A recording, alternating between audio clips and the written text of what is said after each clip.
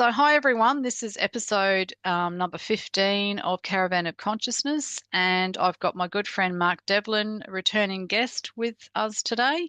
He's previously been on episodes 5 and 9 of Caravan of Consciousness, and I wanted to speak to Mark today about his new book. Well, it's relatively new, but it's been out for a little while.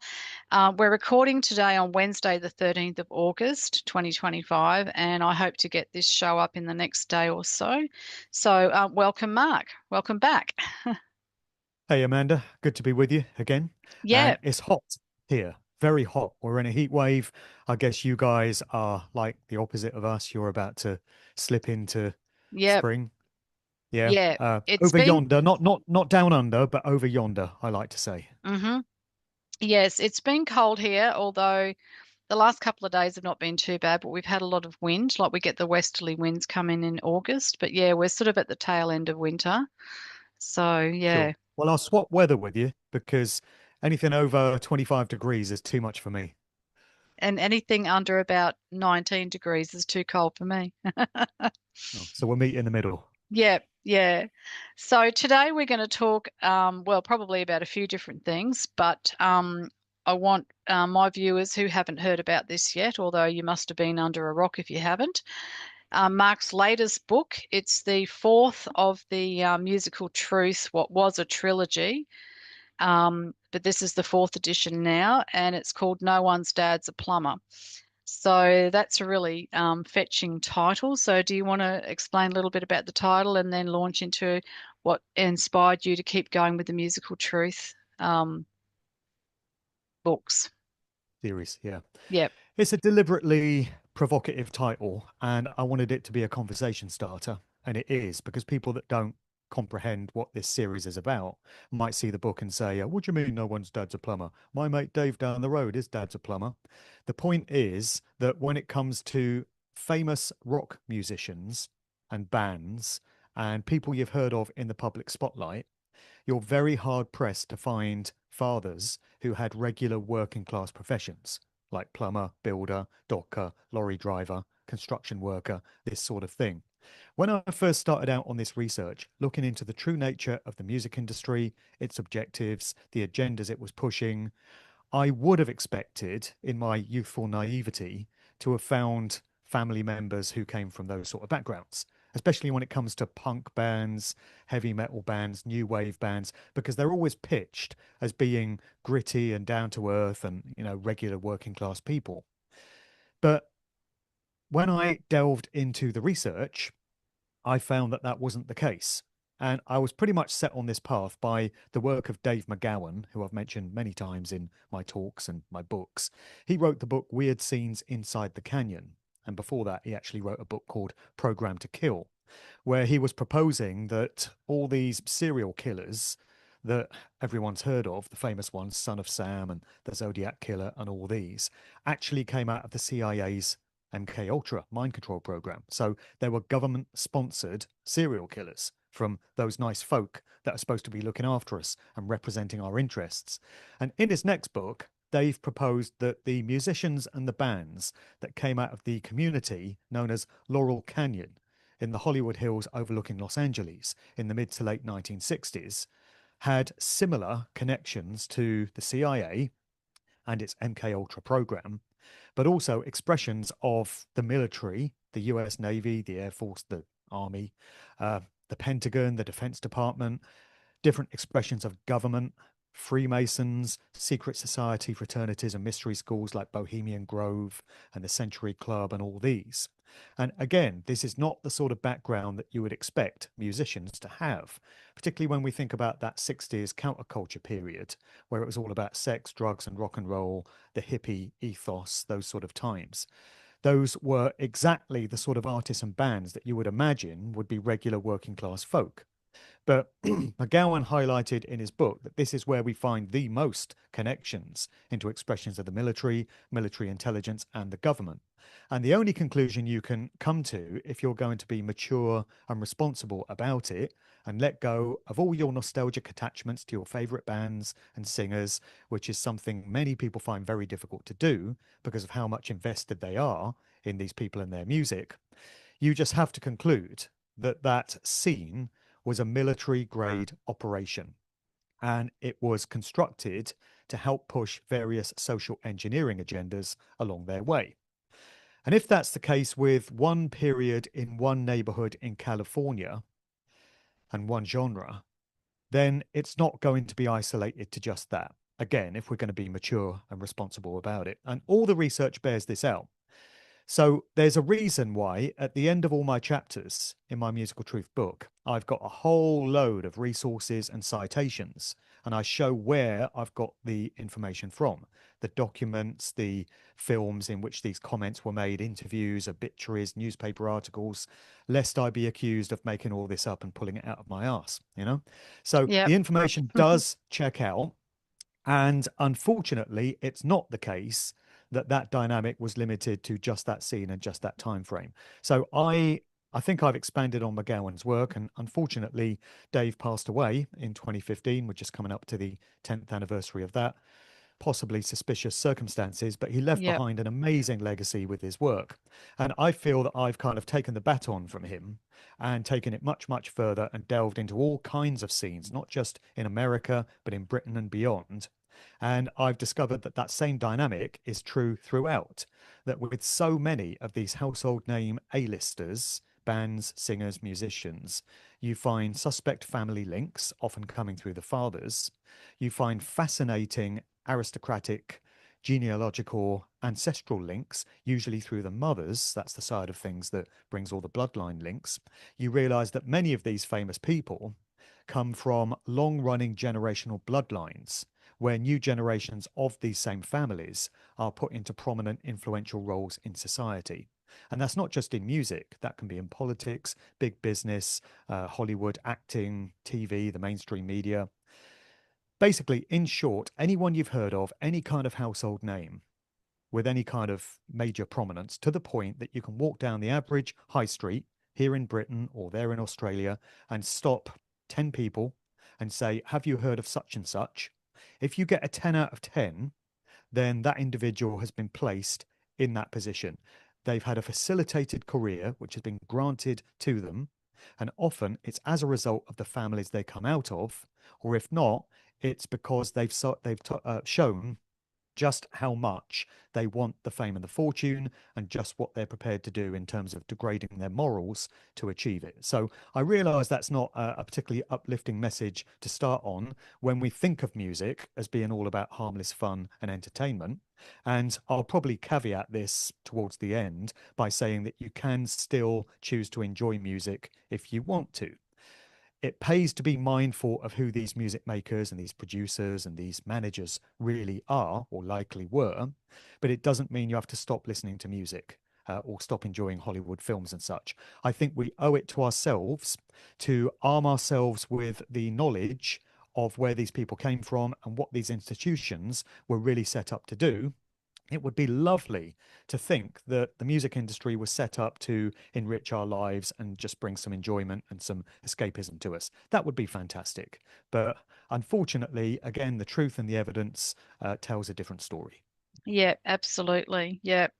And so you, when you first stumbled across this sort of research, for a long time, you had difficulty, like a lot of us, not only getting your head around it, but also once you realized what was going on, possibly didn't even want to listen to music. But now you've come around to the fact that you can still listen to music for the music's sake. But I think once we know consciously what was subliminal before, we can still enjoy the music, and we're no longer under that spell.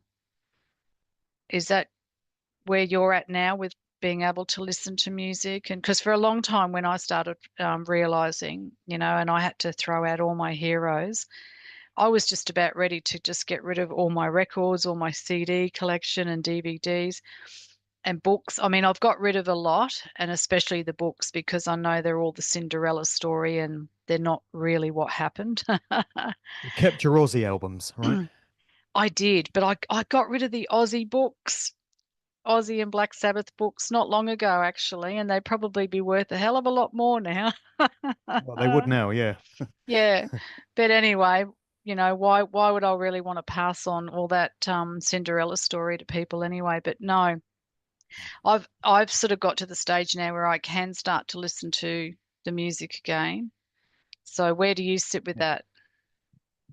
Yeah, I've kind of gone full circle on that myself. So similar to you when I first discovered all this stuff about my previous musical heroes. And with me, a lot of them were DJs because I used to be a full-time club and radio DJ. I still play the odd DJ gig. I like doing summer festivals and such, but I don't do it full-time anymore. And I used to look up to other DJs. I mean, a major one that I used to respect was Pete Tong, who was a radio DJ. He's still on BBC Radio 1. He plays electronic dance music. But I've discovered some stuff about his affiliations, and I've come to realize that he's a chosen one who's been elevated to those ranks. I used to listen to Tim Westwood when I was a hip hop DJ, and he similarly used to be on BBC Radio 1, but he's now kind of in disgrace. He's fled to Lagos, Nigeria, because there were supposedly Metropolitan Police investigations into allegations of sexual assault, which was brought by several black women who claimed that when they were very young, one as young as 14, he sexually molested them.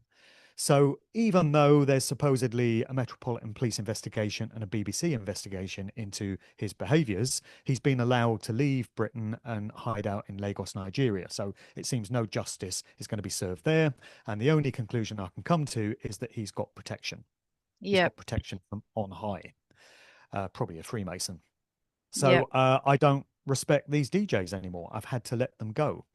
And it's been that way to a large extent for me with rap and hip hop. So that's the music I used to play out in the clubs and on my radio shows for 20 odd years. I was a sort of rap, hip hop, R&B DJ, black music DJ. But there's been so many sordid revelations and allegations when it comes to those genres, particularly with the P. Diddy situation and all that he's been accused of getting up to. And there's been allegations against Drake, the rapper. Uh, there have been allegations against Africa Bambaataa, who's one of the founding fathers of hip hop culture, that he sexually molested young boys who were a part of his Universal Zulu Nation organization back in the 80s and beyond. Then there's the Tim Westwood stuff and R. Kelly a few years ago. Let's not forget R. Kelly, who was accused of similar things to Diddy and is in jail for effectively running a sort of mind control sex cult. So all of this stuff has left a pretty sour taste in my mouth when it comes to that whole genre of music. So I don't listen to that anymore. I can't really bring myself to listen to even the golden years stuff, even when it was at its artistic high point. What I listen to now is soulful, uplifting house. So I've kind of reinvented myself as a DJ. I do this weekly show called The Sound of Now, which is 2 hours of soulful, uplifting house. And I play that at these summer festivals when I'm hired to go and DJ there. I just play classics, dance anthems from back in the day, and just happy, feel good, positive vibe dance music because I don't want to wallow in that more negative stuff. And there was a point where I didn't really listen to much music at all. So for quite a few years after I stopped DJing, I was a private hire driver and I used to pick up clients and drive them to and from Heathrow Airport. And I was in the car all day long. And I used to arm myself with a pile of CDs because I'm old school like that, and it was full of documentaries, YouTube videos, podcasts, speech based content, basically. And all day I'd just slot CD after CD after CD and devour speech based information. And things reached the point where I couldn't stand to listen to that anymore either, particularly after COVID and all that nonsense, all the fallout from it, around about 2021, 22. I really struggled to deal with too much speech based information because I felt like I'd had information overload by that point. I'd been researching medicine and science and all these subjects that weren't really my bag at all.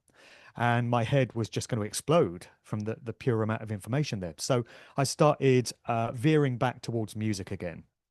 And now I just stick to positive, happy, feel good music. So a couple of DJs I love, Danny Rampling, who's a big name on the UK electronic dance music scene from the same generation as Pete Tong and all of them. But the difference with Danny is that he boldly and courageously stood up in 2020 and 2021 about all the tyranny and the encroaching dystopia here in Britain, and was prepared to stick his head above the parapet and voice some objection to it all. And he's really the only DJ that's done it to that extent. A few others have made the odd comment here and there, but I've got a lot of respect for Danny for that. And I love his music as well, because his music is all about feel good, positive vibes. And there's a guy called Andy Spencer, who I love here in the UK. He's a big sort of DJ I look up to now in terms of what he plays. So that's where I'm at. I'm back to listening to music. When I listen to music from famous bands, maybe the Beatles or the Doors or Pink Floyd, groups like that, I remain mindful of how they probably got their careers. And I know about some of the agendas that their music was helping to push, and that comments that they've made in interviews and to the media have been helping to push. But it doesn't stop me from enjoying the music. I go to a lot of shows by Darren Brown. I'm not sure if folk in Australia are familiar with this guy, but he's a British illusionist. Well, he's described as a mentalist, actually. So he messes with your mind from the point of view of entertainment. So he does stage shows. He used to be on Channel 4 TV. And he performs stunts and illusions, which seem like he's reading people's minds or he's performing magic in inverted commas. He's a bit like David Blaine, like a British David Blaine. But every so often in his shows, he will tell you how he performed a seemingly impossible stunt. And the minute he explains it, the crowd goes, "Oh, that's how it was done." Yep. If ever that crowd sees that trick performed again, they're going to be going, "I know how he does this. I mean, it's Yep. entertaining, but I know how it's done." And I think there's a good metaphor there for music. You need to know how the tricks were performed, but once you do, it doesn't stop you from enjoying the show. Yep. So that's where I'm at. Yep. Oh, exactly. Yeah, that's great. Um, and also with this book, you go into a little bit of the connectivity of people across the entertainment industry as far as genealogy and things go. I know the Sheep Farm Boys, Dom and Chris, get heavily into this. I've watched recently their shows on Jane Asher. Asher. Yep.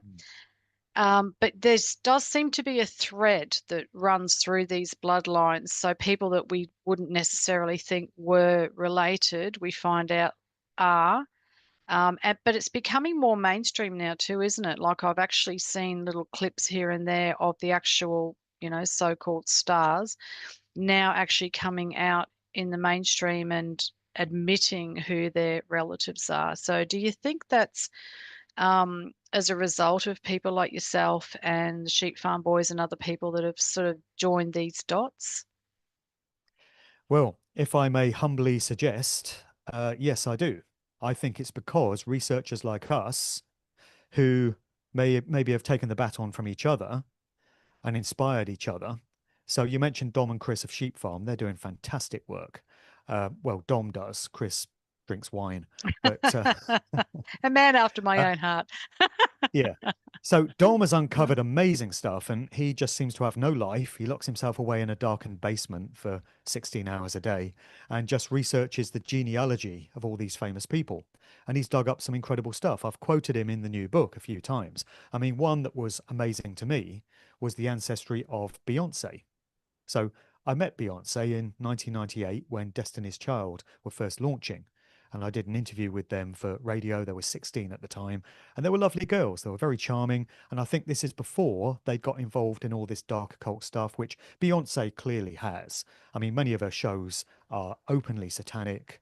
They're pushing some really dark symbolism. She's hooked up with Jay-Z, who's not the best partner to be with. But And when I most met likely her them, handler. probably her handler, yeah, because that's Yep, the way it works. Romantic yep. partners or spouses are so often the mind control handlers of these people to keep them in line, make sure they don't stray too far from their agendas, and just keep an eye on them.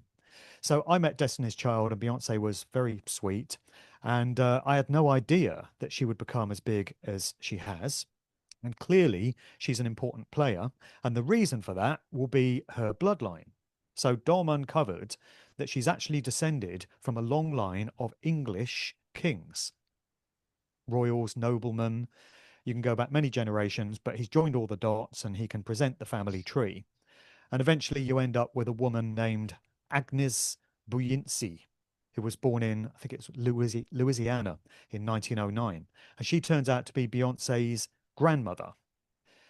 And so her daughter was Tina Knowles, as she's now known. Her name was Celestine something or other. And she became Tina. And she married Matthew Knowles, and then Beyonce was their daughter, and also Solange, who's been put into the music industry. But when it comes to Beyonce, she took her first name from the last name of the family up to the previous generation, which was Buyinci, and that got changed to Beyonce. And so, who would have believed that Beyonce, a black American singer, is descended from English kings? But this can be shown to be the case. And you mentioned Jane Asher there, and the Sheep Farm Boys have done amazing research into Jane Asher's ancestors. And again, we get kings, we get royals, noblemen, statesmen, barons, earls. And I think they've actually connected Jane Asher into Paul McCartney's ancestors. So Mm, if you go back far enough, you find that there's common ancestry between Jane and Paul, the real Paul. And that's why they were put together in a relationship. So these relationships among these high profile stars are not the result of one of them really fancying the other, asking them out on a date, going for a meal together, and looking romantically into each other's eyes and falling in love. Doesn't happen like that. They're placed together. These are arranged relationships. And so you got Dom and Chris doing great research. Matt Sergiu of the Occult Beatles, who's my co-host on the Magical Mystery Talk podcast, does amazing research as well. And so do many other researchers. There's loads of people out there doing this sort of stuff. And I do think we're having an effect. And yeah. I think there's a certain amount of damage limitation going on. I mean, if we want to get a bit dark and conspiratorial for a minute, we can go back to Dave McGowan, who I mentioned. And he put that book out, Weird Scenes Inside the Canyon, which was revealing the connections behind all these major music makers in the 60s and the fact that all their dads worked in the world of the military or military intelligence. And then, McGowan published that book in 2014. And by the end of 2015, he's dead. So we can draw our own conclusions from that. But I think he rattled a few cages and ruffled a few feathers with that book. And now those of us that have taken the baton from him and are doing similar work are also ruffling a few feathers. And the response is, well, they can't kill us all, can they? So they're doing a bit of damage limitation, which is to present the idea that there's nothing unusual at all about finding an English king as one of your ancestors. And so you got people like Janet Jackson popped up on BBC Radio 2, Zoe Ball's breakfast show, I think it was last year. And voluntarily, she came out with the revelation that she's related one way or another. She's a cousin, I think, of Stevie Wonder, Tracy Chapman, and I think it was Spike Lee. She's saying she's cousins with all these people. So to the average BBC Radio 2 listener who's done no research of this nature at all, they're going to think, oh, isn't that interesting? That's a coincidence. Okay, yeah, well, nothing unusual about it, I suppose. And then you have all these other revelations. There's a show on the BBC over here, BBC One, called Who Do You Think You Are? And they've been doing this for a number of years. And this is where they stick on a celebrity and they get professional genealogists to come in and they trace back their family trees. And almost without exception, you find they're descended from kings or, royals. And the celebrity goes, wow, I never knew that. That's incredible. Oh, to think that, King Richard, the whatever, was my 13th cousin. It's incredible. You never get to the end of the show and they say, well, all your ancestors were turnip pickers and sewage workers. You Mm, never find that. I guess it wouldn't be a very interesting show. yeah. But I can go back a few generations on my mother's side and I can find nothing but peasants and country types. So I don't think it's the case that all of us have these family links, because this is what I often get. When I present this information at talks, somebody in the audience will say, if you go back far enough in your own family bloodline, you'll find these sort of connections. I don't think that's true because I No. speak to friends. And I say, have you done digging into your ancestry? And they've said, yeah, I've gone back a few generations. And I'll say, well, what have you found? Oh, just regular working class folk. So I don't think it's the case with us. I think it's only the case with these people that are elevated to prominent positions in society. But there's definitely some damage limitation, and I would suggest it's to kind of dissipate the impact that so many of us are now having by making it seem like it's nothing special. And look, we're even volunteering the information openly. We've got nothing to hide from all this stuff. But Yep. it is important because it does explain where these people come from, why they've been elevated to these positions of prominence, and it's key to comprehending so much about how organized society works. Yep. Exactly. Yeah.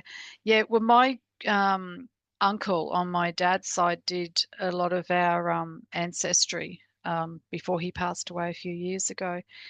And I can't remember how far back he went. I think it was like my great, great, great, probably five greats grandfather.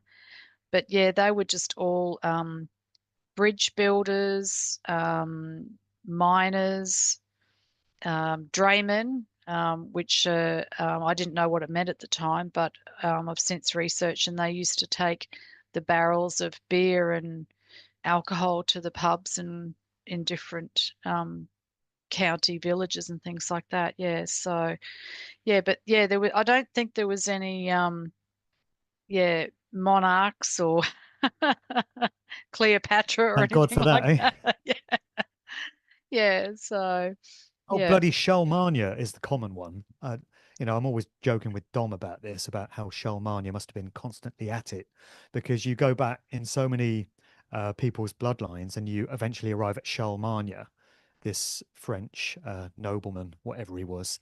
All roads seem to go back to Shalmania for some reason. yeah, yeah.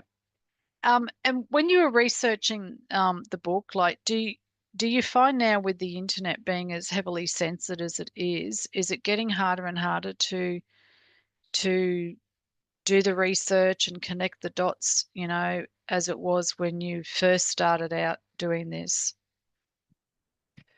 An interesting thing about the process for me is that the more books I put out and the more talks I do and the longer I stay on this path, the more people send information my way.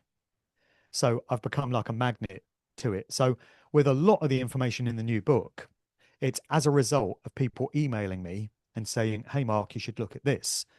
Take a look at what this guy said in this interview, or look at this newspaper clipping, or have a look at the imagery in this album sleeve.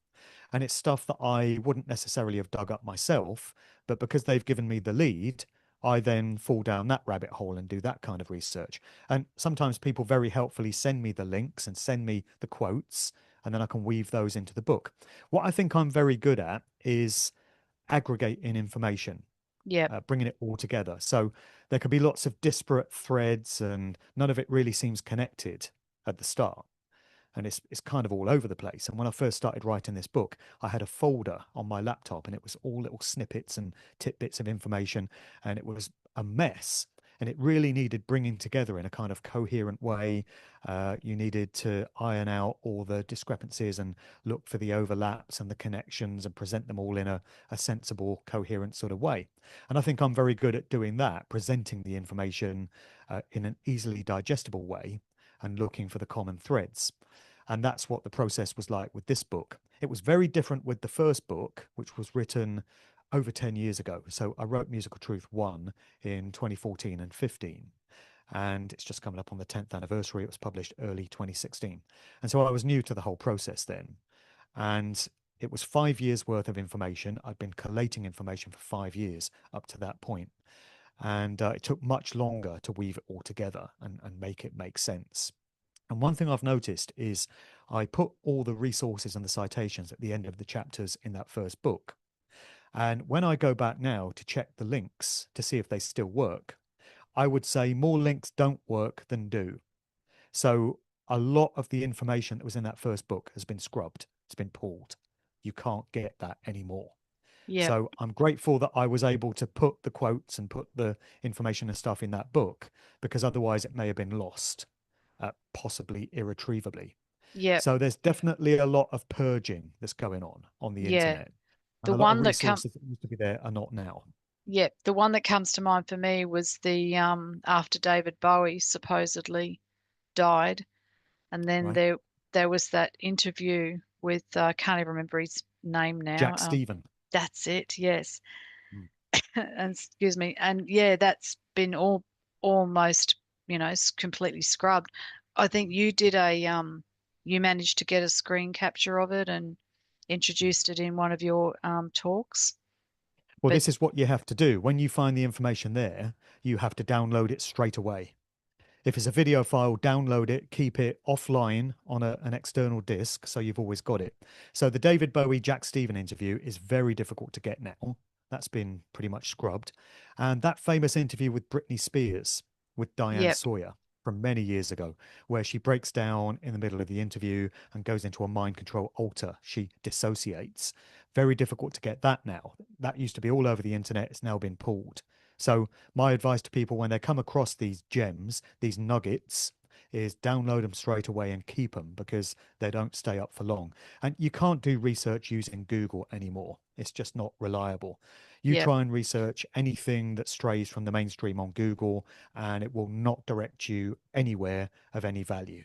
Similar thing with Wikipedia. I mean, Wikipedia is useful for checking birth dates and, what band somebody was a member of and basic information like that, but you're never going to find anything really valuable from these mainstream platforms. So you've got to know where to go to find the information.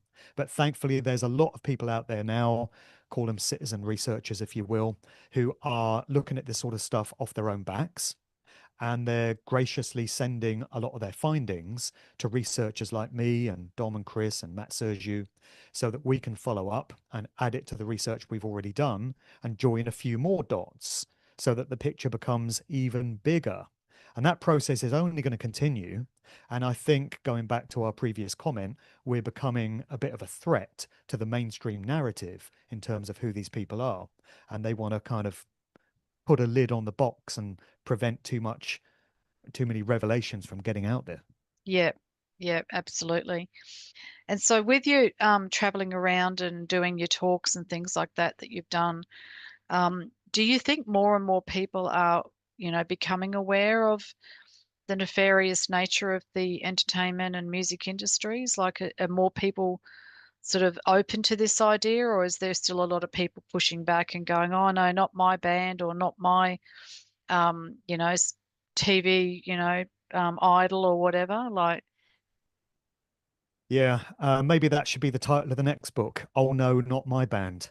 yeah, Or they're all in it except my band. yep, So I still get a lot of that. I mean, I do travel around a lot. I do a lot of talks, a lot of conferences. I meet a lot of people in many different places. And for the most part, people are very receptive to the information and they're very grateful for me putting it out there. But you do still get comments like, oh, my band was pushing back against it. I mean, one that constantly gets brought up is Pink Floyd. And people will say, oh, Roger Waters is against the New World Order and he, opposes it and stuff. And on the surface, yes, he does appear to. And he's made some very provocative comments about a certain Middle Eastern state and its relations with its Arab neighbor. Uh, but we have to look at the entirety of what Roger has said over the years. And during the COVID era, he was praising Anthony Fauci and Bill Gates, saying they were wonderful people doing great work. And Roger also appeared wearing his mask compliantly and yep, saying we should all wear masks, like the government tells us. Now, really, are those the comments and the actions of an individual opposed to tyrannical governmental overreach in our lives? Completely kowtowing to government rules or guidelines or whatever during those times. Somebody capable of doing the sort of research that he quite clearly has into other subject areas is capable of researching the true nature of Anthony Fauci and Bill Gates and of knowing that they are murderous, satanic psychopaths. It's not that difficult. So you have to look at everything that somebody has said, and comments such as those have to become a red flag. They have to. There's an MP in Britain called George Galloway, Scottish MP, and he's said some wonderful things over the years. He's also had a lot to say about this Middle Eastern state and many other things. But several years ago, he said that he accepted the official narrative of what happened on 9/11 in 2001. So straight away, somebody like that has to be thrown out because a child of 5 could see through all the discrepancies and anomalies in the official story of 9/11. It's so obvious that it Yep. didn't happen the way the mainstream told us it did. And these are smart people. They're capable of doing that kind of research. The fact that they don't tells us that they're not to be trusted. Yep. So people say that to me about, oh, my artist has said this and that. And when you look at the canon of most major bands' work or most prominent A-list artists, you'll find songs where they seem to be railing against the establishment and promoting freedom and independence and this sort of thing. But you have to look at the whole of their work. How about Queen, which is a band that I used to love growing up? I was really into the music of Queen. They've had some great songs. The B-side to Radio Gaga was a song called Is This the World We Created? And Freddie Mercury and Brian May performed that song at Live Aid in 1985. And it's just so touching and so heartfelt. And they had a song called These Are the Days of Our Lives, which was the last song that Freddie appeared on, the last video. And in the video, Freddie's wasting away because he's dying. And it's a very haunting song and it's a beautiful song as well. But then you look at other stuff that they've done. One Vision, which is the song they performed, produced in the wake of Live Aid towards the end of 1985. If you look at the lyrics to that song, it seems to be promoting a kind of one world government Yep. situation. Yep. And then you've got certain agendas that Brian May has pushed and propped up. He's an astrophysicist. He promotes all the nonsense of deep space and galaxies out there and stars out there, and we can land on the moon and all this absolute garbage, which Yep. can be shown to be so when you really do the research. So Brian can't be trusted. Yep. And And he wrote so songs like Tie Your Mother Down. exactly, exactly, which I've highlighted in some of my talks. Tie Your Yep. Mother Down, which is a great rock song, and people hear it and they think, oh, yeah, yeah, this is a great song. But when you look at the lyrics, Mm. what's he talking about? He's talking about tonight's the night, my little schoolgirl babe or something, and nothing's going to stop me. And he's basically promoting pedophilia. That's what that Yeah. song is. Brian wrote that song.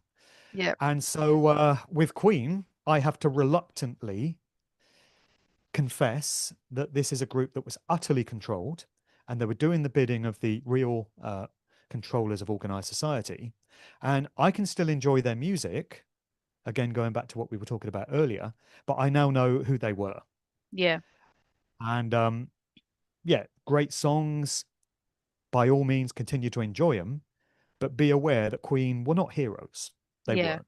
They weren't Yep. great guys to be looked up to. They just weren't. And none of these bands are. Yep. And do you think also that Freddie might have been part of the Falsian bargain, um, as are Yeah. so many of the, well, pretty much all of the big known bands have lost a member, either, like a sacrifice or, along Mm. the lines of, yeah, the, Well, yeah, yeah, great point. So I've got a series of talks that I do, which are titled Dark Occult Aspects of Fill in the Blank. So I started out with the Beatles and the Rolling Stones, and I've expanded it out. I've done Madonna, I've done Prince. Prince was a puzzling one because half of the time he seemed to be putting out helpful, empowering messages, letting us know what goes on and just talking about chemtrails on TV chat shows and stuff like this. But on the other hand, he was pushing a lot of symbolism and he was pushing a lot of agendas. So it's really difficult with Prince to work out whether he was someone who, like Michael Jackson, in my opinion, broke his mind control programming yep, and part of his real inherent humanity was starting to bleed through yeah, and it was coloring some of the public statements that he was making. I personally feel that Michael Jackson was basically a good guy. yeah, He was subject to satanic ritual abuse and trauma based mind control from childhood. But in his adult life, he started to break through some of that. and he was trying to do the right thing in many of the statements he was making. And he became a threat. And there were those two legal cases that were launched against him, trying to frame him as being a child molester or whatever. And I personally feel, and I have lots of conversations with people about this, and the general consensus among those that I speak to is that Michael was set up Yeah, I and that believe those so cases were too. sent. Okay, great. So Yep, those cases were sent his way as warning shots, as if to say, remember who we are, remember what we can do to you. Last chance, shut up. And he wouldn't shut up. And I yep, think they took him out in the end. With Prince, it's a bit more difficult to establish. But the Dark Occult series also includes Genesis, David Bowie, and the next two that I'm going to do are Led Zeppelin and, sorry about this, Black Black Sabbath. Sabbath. Yeah, I knew that was coming. Got to do it. Got I to do know, it, particularly in the wake of I know. Ozzy's passing. So, Yep, yeah, you raise an interesting point there, which I've noticed, which is with every majorly successful British band above a certain threshold, they've lost at least one of their prominent members yep, early. yeah, And there are very few exceptions. So, yep, the Beatles, Stuart Sutcliffe early on, and perhaps people accept that the real Paul McCartney went in the 60s, and then George Harrison. The Rolling Stones, Brian Jones, The Who, Keith Moon, Pink Floyd, Sid Barrett, uh, Queen, Freddie Mercury, yep. John Bonham of Led Zeppelin. John Bonham of Led Zeppelin, Yep. Sabbath. You can probably tell me. I don't know. Have they lost a member? Randy Rhoads. Well, I don't know about Sabbath, but when Ozzy had his solo career after being fired from Sabbath, um, he had Randy Rhoads as his lead guitarist, who was actually a prodigy. He was like a classically trained musician and absolutely brilliant, brilliant guitarist. And he skyrocketed Ozzy's career after the Black Sabbath days, and Ozzy became, even bigger than he was in Black Sabbath. And then there was, yeah, the accident. I think it was a plane or helicopter. No, I think it was a plane, a light plane crash. And Randy Rhoads and a few other of the crew that were touring at the time. So if you look at the Cinderella story, it sounds like it's a plausible accident that happened. Um, but when you look behind the curtain and you do a bit of digging, which I haven't actually come across anything specific myself, but I'm just generalizing that when you see so many of these big name artists lose people that are so dear to them or their career or their opportunities in their career, yeah, I'd say Randy Rhoads might have been the sacrificial lamb in that camp. Yeah. You've got the Lynyrd Skynyrd plane crash, which Yep, killed most of the members of that band. You've got a helicopter crash connected to Eric Clapton. So Eric was supposedly due to be on this helicopter with Stevie Ray Vaughan and his manager and various other people. And that helicopter crashed and wiped all them out. And yep, then you've got family members. Eric Clapton lost a young son. son, Robert yep, Plant of Led Zeppelin lost a young son. You yep, get it a lot in hip hop. A lot of rappers have lost sons. A lot of rappers have lost mothers. Kanye West lost his mother. yep, Dr. Dre lost a son. Jay-Z lost his cousin. Uh, what's his name? Andre 3000 lost his mother from Outkast. Bruno Mars lost his mother. So a lot of it goes on. And I think going back to Queen and Freddie, it could well be that Freddie made a Faustian bargain because I've got a clip that I show in the Dark Occult Aspects of Queen presentation where Freddie's on stage with Queen and it's at one of their early gigs. And he's got these nails that he's showing to the audience and he's been very camp and flamboyant about it. And he goes, "Do you like my nails?" And he goes, "I got them from the devil himself." And then he goes, "They don't believe me. They don't believe me." And maybe there's some truth to that, metaphorical or otherwise, because when you look at the song Bohemian Rhapsody, which I loved as a kid. That song came out when I was 5 years old, and I was fascinated by it, but also scared in yep, equal measure because the video is very creepy when you get to that operatic bit in the middle. yep, And I used to be fixated with it. It was on top of the pops every week because it was number one for 9 weeks over Christmas 1975. And I used to watch it every week, and I said to my parents, "Oh, I want to buy this song. Can I buy it?" And so I went down to Woolworths with 35p, I think it was back in those days, and bought the 7-inch of Bohemian Rhapsody, my first song. And I just loved the music of Queen from that point on. But recently, I've done a lyrical breakdown of what that song is all about. And when you look at the lyrics, it's amazing how you miss this. You miss so many things when your conscious mind is not engaged. Yep. But when it's pointed out to you, you can't fail to see it.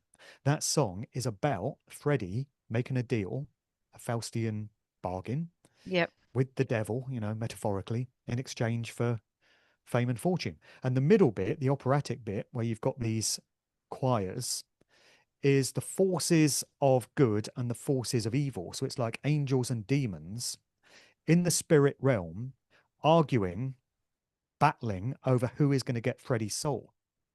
And when you look at the lyrics, it makes so much sense. And eventually, the angelic forces seem to win. And that's when the song gets calm towards the end, the coda. And it's like there's been this big spiritual battle, but Freddie's managed to get his soul back. But I wonder if that's what really happened. Because if Freddie made a deal in exchange for fame and fortune, then eventually, the piper comes calling. He wants paying. And I did a presentation recently, another separate one, decoding 80s pop videos. And the first one I started with was Queen's It's a Hard Life. It's not one of their best known songs, but it was on their Works album. And the video came out in 1984, directed by Tim Pope. And in it, you've got what appears to be a costumed masked ball at a kind of Rothschild style country mansion, straight out of Eyes Wide Shut. So it's one of these parties that the so called elites get down at. And when you look at 80s pop music videos, there are so many that depict this. Yeah. Adam and the Ants, Prince Charming, There's lots of Ultravox, checkerboards in Vienna. those videos, Oh, isn't there? everywhere. Checkerboard flooring. Yeah, note to Yep. all video directors, other styles of flooring are available. Yes. So you've got this costume ball and Queen are all dressed up and stuff. And you've got all these people running around with all these flamboyant costumes. And there's a point in the video where Brian May ascends up a staircase to a balcony carrying his guitar. And the guitar is fashioned in the form of a skull. And then Brian raises the skull guitar up, and everyone in the congregation is paying attention to it because Brian is the high priest of that event. And I think that's symbolically us being told that Brian May is high level connected in the industry. Hmm. Queen was Brian's band. Yep. Brian called all the shots. Freddie was just the front man. Yep. And I had a survivor of satanic ritual abuse who I've interviewed before. And this person, with the help of his partner, did a decode on that Queen video. And there's a point where a woman, looks like an opera singer, treads on Freddie's bare foot on the staircase and kind of rubs her foot into his. And this survivor who knows about all this stuff because he's been through it said that's Freddie being marked out for sacrifice because the foot Hmm. on top of his denotes submission. Like he's submitting to these higher forces. And according to this survivor, Freddie's cards were marked from that point on. So the following year, they did Live Aid, which is considered the high point of Queen's career, the high watermark. But then it was pretty much downhill from there because Freddie, we're told, got ill from HIV/AIDS. But is that what it really was? Because I've got my doubts about whether AIDS was real, Mm. Me or at too. least Yep. emerged the way we're told it did. It's like an early run for COVID, really, a Yep. practice run. Yeah. And I think what was killing all these people that we were told were AIDS victims was the medication that Mm. was being administered to supposedly combat it. So Yeah. there's this one particular drug called AZT, which was notorious. It was originally used to treat cancer, and then it got given to AIDS patients. And according to many from the medical establishment, it was killing them because it was toxic. So they were dying from the medication, and the iller they got, the doctors were saying, "Oh dear, it's not looking good. We need to up your doses. You need to take Mm. more of this stuff." And the more they took, the quicker they were dying. And I Yep. think that's what finished Freddie off. And we can speculate as to how much the other band members knew about what was going on with Freddie. But what's always been interesting to me is that John Deacon, the bassist from that group, as soon as Freddie died, he Hmm. walked. He Yeah. said, "That's it, I'm gone." Yep. Roger Taylor and Brian May continued Queen, and Yep. they hired Adam Lambert and various other vocalists, and they're still performing. But John Deacon was like, without Freddie, there is no Queen, I'm gone. And he just Yep. disappeared into a life of obscurity. And I Yeah. wonder if his conscience got the better of him, and John Deacon thought, I just can't be a part of this anymore. Yeah. I've But thought no the same problem for, too. Yeah. yeah, no Same as problem for Roger and Brian. Yeah, the same as I think it's John Paul Jones, the bassist out of Led Zeppelin. He did pretty much the same thing. He got right out of the spotlight after John Bonham died. Right. And who was the other one? There was another one recent. Oh, Bill Ward, the drummer from Black Sabbath. Again, I haven't really dove into this yet because, they've been my all-time um, favorite band. Well, there's been a handful of all-time favorite bands, but they're up there. The Black Sabbath and Ozzy Osbourne for me. Growing up, they played a huge part of my soundtrack to my early life. But I always wondered Good for why. children's birthday parties. Yes, but but funnily enough, if you listen to some of the lyrics of the Black Sabbath, even though they portrayed themselves as, satanic and devil worshippers and this and that, but if you actually listen to the lyrics, they're not that at all. They're actually kind of the opposite, which there's a bit of a dichotomy there as well. And Yeah. War supposedly, pigs and what was that song? There's one song where they're asking you to question your spirituality. It's like, have you ever yeah, thought about yeah. Have you what's thought that about a song? pope on a rope? Do you think he's a fool? Yeah, Perhaps. Yeah, I can't remember what the song is now, but yeah, yeah. There's a few songs of theirs and apparently Geezer Butler was the main lyricist of the band. But again, now that I know what I know, do you believe, you know, what you're told as to who wrote the songs, or were they already written by, other people behind the scenes? Who knows? But yeah, Bill Ward sort of stepped away and only recently came back for Ozzy's final Back to the Beginning concert that he did in Birmingham. So, yeah, so a lot of these bands, not only do they have someone that's sacrificed, but there also seems to be someone either in the fold or even in the band that just disappears into obscurity after, said people have exited from, one way or another. Yeah, yeah, it's yeah, that's true. interesting. Do you think Sharon was Ozzy's handler? I think so, yeah. Mm. Yeah. I mean, they come across as a very tight-knit, family orientated, albeit a little bit if you watch the Osbournes show that they released back in the late 90s, I think early 2000s. Um, yeah, very dysfunctional family. But when you when you read between the lines, they appeared to be quite tight-knit and had sort of good family values within their family, sort of thing. But when you step back and read between other lines, yeah, I sort of started to think a long time ago that Sharon definitely, pulled all the strings there. And even before I became aware of, handlers and things like that, and became aware of what I'm aware of now. But even going back into when I was watching, their show, and I've been to a few of their concerts and things like that. And I always thought that she was always really pushing hard to get him out there and to do this and to do that. And again, when you talk about people stepping away, like Amy, the oldest daughter, because a lot of people don't realize that they had three children. Well, Sharon and Ozzy. Ozzy had two other children and a stepchild to his first marriage.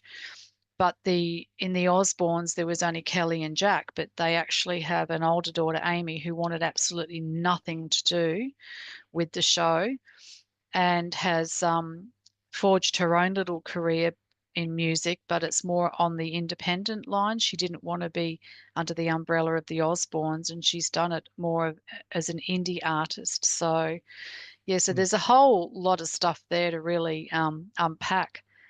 So, It's a yeah, real, as you say, there's a real dichotomy with Ozzy Osbourne's music because if you think of the song Changes that he Mm. did with his daughter Kelly, that's a beautiful song. I mean, that Yep. can bring you to tears about a father lamenting the fact that his daughter wants to leave home and forge her own way in life. And the daughter has got all these memories of dad and growing up and stuff, but she knows she's got to go her own way. I mean, who with a family can't relate to that? It's a very touching song.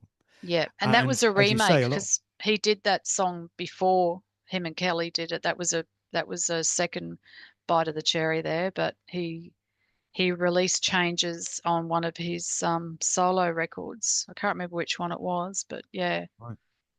yeah, But I think you've always got to ask yourself what the agenda is with these artists, and particularly when it comes to TV shows.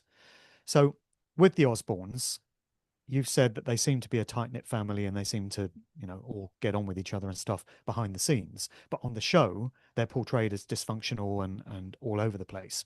And that's got to be the agenda, right? It's yep, normalizing dysfunction within the family. And yep, it's making people think that, oh, well, even celebrities have fucked up families and fucked up lives. So it's okay. It's okay to be fucked up and have all this stuff going on because it's even like that for famous people. That's yep, the agenda. People always ask me about ABBA and they say, Mark, you expose all these bands and stuff. Now, ABBA were mega successful and hugely prominent, especially in Australia. What's the agenda there then? Because their music seems to be squeaky clean and nice. And when you listen to it sonically, yes, it does. They're great songs, they're catchy, they're earworms. But I think the agenda with ABBA, to a large extent, was to normalize the idea of divorce. mm, Because you had the two married couples within the band, nice and convenient. And then a couple of years into their career, we hear that both marriages are starting to break down and they're starting to put it into their songs. You know, knowing me, knowing you, and one of us, and all these other songs about divorce. yep, And I think the idea there was to put it out there that, hey, folks, divorce just happens. It's just what happens to marriages. Look, even ABBA, their marriages are breaking down. So it's okay. It's okay, if that happens. yep, So it's all social engineering. And you've yeah, got these behavioral scientists that want to change culture. They want to change people's attitudes towards things. In the 60s, it was sex, drugs, and rock and roll. It was making it okay to do drugs. It was okay to sleep around and have free sex because the birth control pill just happened to come along at the same time as the LSD and all these songs promoting that sort of behavior. That's what the 60s was all about. And in the 70s, there were other agendas. And with each new generation, each new decade, there's different agendas. So a big one now is the normalization of transhumanism and AI. That's why you've got all these artists using auto tune. Well, I can't really call them artists, particularly in the rap genre. And it's getting into reggae dancehall now as well, where you've got these vocalists that sound like gibbering robots. And so many, it's become the norm. Kids that listen to those genres think that's just the way singers sound or rappers sound. And it's normalizing the idea of merging humanity with technology. And the next step on from that will be, hey, kids, wouldn't it be great if you could get a brain chip that connected you to the internet so that you're online 24/7? Wouldn't it be great if you got a chip under your wrist? No more remembering your credit card when you go out or that dirty cash. You just scan your arm on the till, Wouldn't that be a yep, great thing to do? So that's the next step. And the stepping stone towards it is making technology cool. So that's what they're doing right now with the current generation. Who knows yep, what the next agenda will be, but there's always an agenda which seems tailor-made for each generation, seems to yep. me. And just when you think it can't go any further, it goes that next step and then the next step. And yeah, but just It's quickly getting, unbelievable. I know, getting back to the reality TV and the, different people that did that. Gene Simmons with the family jewels. And what I found absolutely astonishing recently, since Ozzy's passing in recent weeks, was that because I can remember that Gene Simmons years ago was very public in coming out about how disgraceful the Osbournes were, and his show was going to be good, wholesome, families, and his children were not obstinate and didn't swear and carry on like the Osborne kids did. And I think a few times there, Sharon and Jean outwardly, in the public eye, seemed to come to loggerheads a few times, and she tore strips off him, for daring to have a go at the Osbornes. And then I saw an interview just recently. I can't remember who was interviewing him. It might have been Piers Morgan, maybe, I think.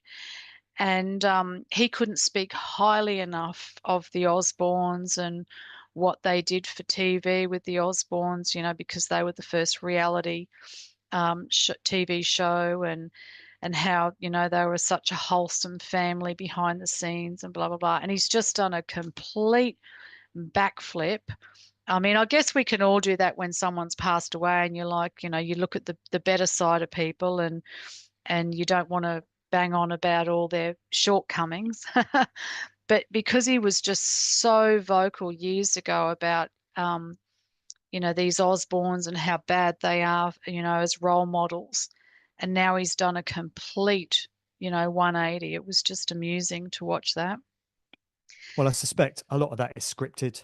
Yeah. Gene Simmons is obviously completely controlled. Oh, absolutely. Otherwise, he wouldn't have had the kind of career he has. Yeah. That's as simple as it gets when you really break it down. If someone's had a career lasting multiple decades, they've filled out stadiums, they've sold millions of albums, sorry, but they're going to have been controlled. It's just the Yeah. way it is. And nobody Exactly. slips through the net. People like to think that they do. All these people that argue with me at my talks, my band wasn't controlled. Yes, they were. If they were famous and successful to that degree, sorry, I know it's inconvenient. I know you don't want to hear it, but that's the way it is. These Yep. controllers, just think about what they've achieved. There's we can argue over the numbers, but it's probably tens of thousands of them controlling billions of us. Now, if they've been able to do that for generations, centuries, millennia, they're obviously pretty smart. They've got their game on lock. They know what Yep. they're doing. So, are we going to think they're dumb enough to not notice when a band slips through the net? They're like, we didn't notice for the last 50 years that they've been putting empowering messages out. Damn, oh yeah, must pay more attention next time. No, they've got everything completely locked down.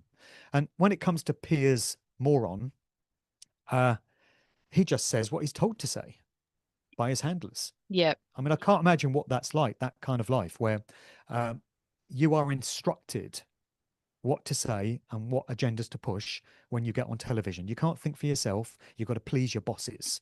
Yep. And all the time you're thinking, oh, I mustn't piss off the boss. I must do what I've been told to say and find different ways of weaving it into the conversation so it looks like it's coming from me and it's natural, but I've got to stay on message. Otherwise, the boss will be upset. I mean, what kind of life must that be? Yes, it's Yep. well paid. And yes, all these musicians are well paid and they have the mansions and the yachts and the drugs and the women or whatever it is. But can it really be worth it when you don't have a mind to think of your own and you can't make your own statements and say what's really on your mind? Yep. I mean, that must be a terrible existence, really. Yeah. And I'd say a lot of them are compromised, because even if they wanted to step out and speak the truth, they've got some sort of hold over them. So, yeah. Well, that's where these Diddy parties came in to a large Yep. degree. And a lot of Exactly. that's being kept out of the mainstream. We're not getting to hear all these big names that I've heard the rumors of some of these people that were at the parties and stuff they got up to, but it's Yep. not being confirmed in the mainstream. Yeah. Uh, and a lot of what Diddy supposedly got up to is being kept out of the mainstream as well. They're just Yep. making him out to be this really bad guy, bad apple, a bit like Jimmy Savile, just this bad guy that slipped through the net. And we know what he was doing now, but we didn't know at the time. Yeah. No, it goes much deeper than that. He's obviously Yep. high level connected, and that would be where many of these artists and many of these other people from the music industry were compromised. So, from what I've heard, he was running parties similar to what Jeffrey Epstein was, and lots of famous, rich, powerful people were at these parties, getting up to who knows what with who knows who. And this stuff was filmed and it's been used as blackmail and leverage against them. So that if ever they should think of stepping out of line and speaking up about things and saying what's really on their mind, this footage is hanging over them as a threat. Yep. Shut up or this gets out there. That's the Yeah. way they're controlled. Yep. So many of them. Absolutely. Yep. All right. Well, I suppose we better start wrapping it up now. Getting back to your book again, No One's Dad's a Plumber. So I've actually got copies over here in Australia. I've also got copies of Mark's other musical truth books, volumes one, two, three, and his two allegorical novels, The Cause and the Cure, and oh my God, what's the other Gift one, and the Mark? The Curse. Gift and the Curse. That's it. Yeah, so for anyone in Australia, if they want to just get in touch with me via email, a_McLeod, MCLEOD, 7 @hotmail.com, or just swing a message to Mark and yeah, we can send them out from here. But so what upcoming events have you got? And also, how can people get in touch with you or get your book over there in the other side of the realm? Not so great Britain. Yeah. Yes. So the book is on Amazon, and I know a lot of people don't like Amazon, but in all honesty, it's the easiest way to get the book in certain regions. So if you're in Australia or New Zealand, as Amanda's just said, she's got copies of my books there. Best thing to do is to reach out to her. Then the postage costs will be kept to a minimum. And if it's within Australia, there's no danger of customs seizing them. Because it's been my experience that when I've tried to mail books out to America, Canada, Australia, New Zealand, other nations, they just never get there. They get seized by customs, and customs want the recipient to pay a fee to have the package released, and it just gets long and complicated, and it's just not worth it. So you might not like Amazon, but if you're in America, Canada, other parts of the world, in all honesty, it's the easiest way to get the book. So I just recommend order it from Amazon. If you're in the UK and most of Europe, I can mail it out to you. So just drop me an email, markdevlinuk@gmail.com, and I can get copies out to you signed. Mark Devlin, sorry, djmarkdevlin.com is my main website. So there's links there to my video channels, my podcasts. There's a section on the books, and there's a section on my upcoming events. So I've always got speaking events in the UK. I'm up and down the country all year long. I occasionally do overseas ones. I'm doing Liber Pulko in Liberland, Serbia at the beginning of September. That's from the folk that do an Acapulco in Mexico. I occasionally get to go to America. I came to Australia in 2023, had a great time, would love to come back. Don't know when I'll be able to.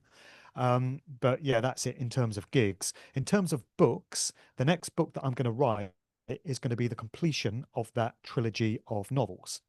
So we've had The Cause and the Cure, The Gift and the Curse. The next one, I'm not going to reveal the title, but I think you helped me with the naming of it.